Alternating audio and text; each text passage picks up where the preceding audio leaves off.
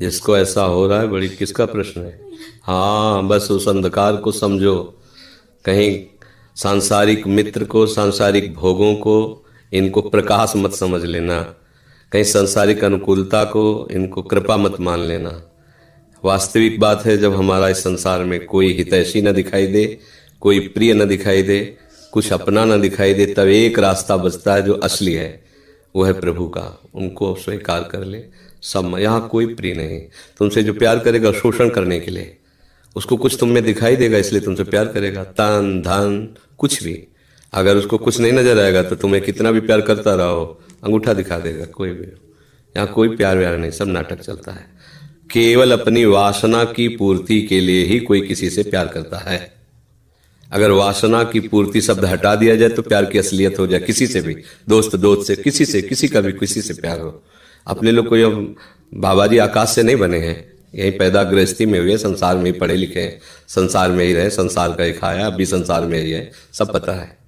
कोई किसी से प्यार नहीं करता। अपनी वासनाओं की पूर्ति जहां होती है, हमें अच्छा लग रहा है इसलिए हमसे प्यार करते हैं। जिस दिन हमें अच्छा नहीं लगा उस दिन हम हर वो बात करेंगे जिससे हमसे दूर हो जाए। ये प्यार है क्या। प्रभु का आश्रय लेकर प्रभु का नाम जप करो। और अगर संसार में गृहस्थ में भी जाना है तो उनसे प्रार्थना करो कि प्रभु हमें ऐसा परिवार मिले जो आपकी भक्ति से युक्त हो, आपके धर्म से युक्त हो। ये तभी मिलेगा जब आप धर्म से युक्त रहेंगे, आप सुरक्षित रहेंगे, आप पवित्र रहेंगे। यदि आपने अपने पहले ही जो सामग्री अर्पित करनी है वो पूजा की सामग्री अपवित्र कर दी तो आप पूजा लायक ही नहीं, तो पूजा क्या होगी। समझ, हमारे इशारे को समझ लेना। जब तक ब्याह ना हो तब तक हर बच्चा बच्ची को पवित्र रहना चाहिए। व्यवहार करो, मित्रता करो, हमें कोई विरोध बात नहीं।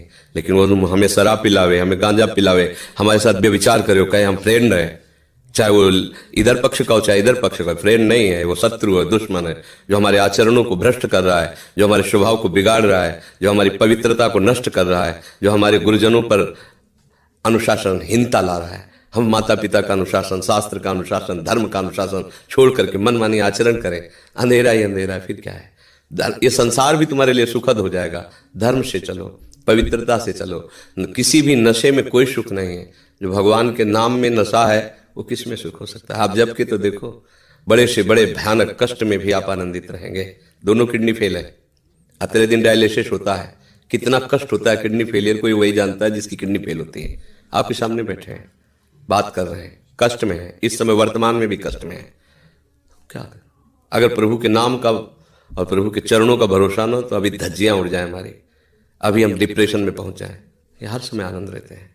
और 2 बजे से चल रही दिनचर्या, 2 बजे रात से 8-9 बजे शयन करो, 1:30 बजे उठ जाओ अपनी दिनचर्या। ये बीमार की दिनचर्या होती है क्या। पर भगवद आश्रय, आप ऐसे मित्र को मित्र बनाओ जो हर परिस्थिति में आपका सहयोग करे। वो केवल श्री कृष्ण है, वो केवल प्रभु है, दूसरा कोई नहीं है। अब ये बात अभी समझ में नहीं आएगी, क्योंकि जैसे यौवन अवस्था होती है, प्रमाद स्थिति होती है, भोगों में सुख लगता है, तो ये सब भगवान और भगवान की बातें सब ऐसे लगती है। लेकिन एक समय आता है जब केवल यही बात समझ में आती है कि हाँ यही है अपने, दूसरा कोई नहीं है।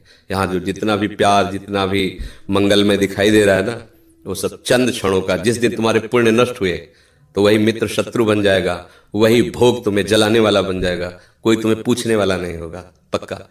हम छोटे थे तो एक रिश्तेदार के यहाँ गए थे। गर्मियों की छुट्टी में बच्चे जाते हैं ना अपने संबंधियों के यहाँ, 1 महीना की छुट्टी होती है, तो वही घूमने का अवसर मिलता है। तो परिवार के सदस्य जन छूट दे देते हैं, बहन के यहाँ, मौसी के यहाँ, मामा के, ऐसे। तो बहन के यहाँ गए थे, तो बहन की जो पति की बहन होती है उसे नंद कहते हैं, वो उनके यहाँ ले गए थे। तो उनके यहाँ हम गए हुए थे, तो एक कमरे में देखा एक नौजवान व्यक्ति पड़ा हुआ था। वो शायद उनकी ननंद के पति थे। तो उनको पता नहीं क्या लगा, भगवान की प्रेरणा, हम तो बच्चे ही थे, तो हमें बुलाया, ऐसे नजदीक गए तो रोने लगे। उनका बच्चा अब हमारी कोई बात नहीं सुनता, तो हमें मन में है आपसे बता दें। तो शायद हमें भगवान उदाहरण देना चाहते होंगे, इसीलिए सुनवाया होगा, नहीं तुम बच्चा थे, उनका कोई सपोर्ट तो कर ही नहीं सकते थे। उनका बच्चा है, जो बिल्डिंग देख रहे हो ना, ये मेरी बनवाई हुई, वो मेरी पत्नी है।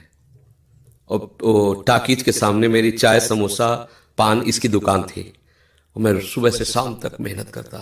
तो यही पत्नी हमारे मोजे जूते उतार करके हमें प्यार करती थी। हमारे शरीर में लकवा मार गया, अब मैं उठ नहीं सकते। बोले 2 रोटी से ज़्यादा भोजन नहीं देती, और कहती ज़्यादा देंगे तो बार बार शौच करोगे, हमें फेंकना पड़ेगा। बोले हमको मारती भी है।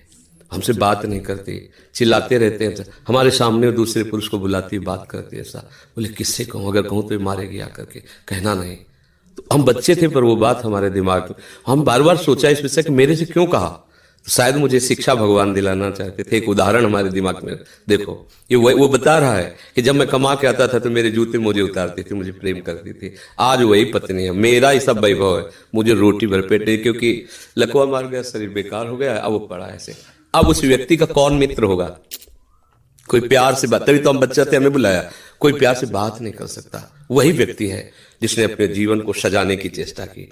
लेकिन एक मित्र है जिसको नहीं जानता था, इसीलिए अगर उस मित्र को जानता होता तो उसको रोना नहीं बनता, वो केवल उसी से बात करता और जीवन बदल जाता।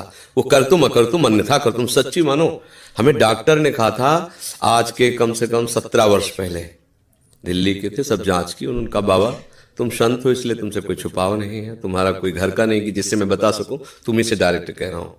2-2.5 वर्ष, आखिरी 5 वर्ष, ये किडनी खत्म और आप मर जाओगे। तो इसलिए बता रहे हैं कि आप भजन कर लो बस 2-2.5 वर्ष और। तो हमने भी ठान लिया था कि हाँ ठीक है ऐसा है। आज 17 वर्ष तो हो ही गए, लगभग 17 वर्ष, बड़ा लंबा सफर है। अभी आपके सामने बैठे हैं, फेल भी है और पास भी है, नहीं पास है। देखो जो दिनचर्या हमें चाहिए वो हमारे शरीर कर रहा है, तो हम पास है। और फेल इसलिए कि संसार की दृष्टि से वो किडनी फेल है।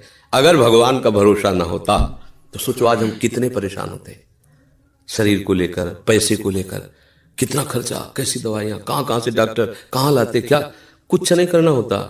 वो अपने आप डॉक्टर रो करके कहते कि मेरी सेवा मत छीनना। बैठे हैं हजारों कोस दूर और रोज संपर्क, महाराज जी की क्या इस समय स्थिति है, अच्छा ये दवा दे देना, अच्छा आप ऐसा कर दे। तो हम देखते किसका दुलार है, जिनको हजारों रुपया दे के समय लिया जाता है वो फिर बात करते हैं, वो भी अपने ढंग से। आश्चर्य की बात, वो डॉक्टर, उससे दुनिया से क्या मतलब, रुपये से मतलब है। लेकिन श्री जी ये है प्रभु का प्रताप, हर व्यवस्था कैसी तुम्हें बताया। जब हम उनकी तरफ देखते तो हजारों हाथों से दुलार करते नजर आ रहे हैं, हजारों हाथों से प्यार करते नजर आ रहे हैं। ये कैसे चलता है? अब हमें कुछ किसी से मांगना नहीं, किसी से कुछ कहला नहीं, अपने आप सब व्यवस्था होती। ये हमारी नहीं, भगवद आश्रय होने की बात है।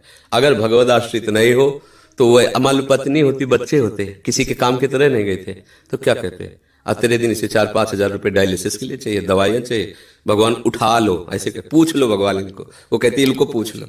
संसार का खेल है ऐसा।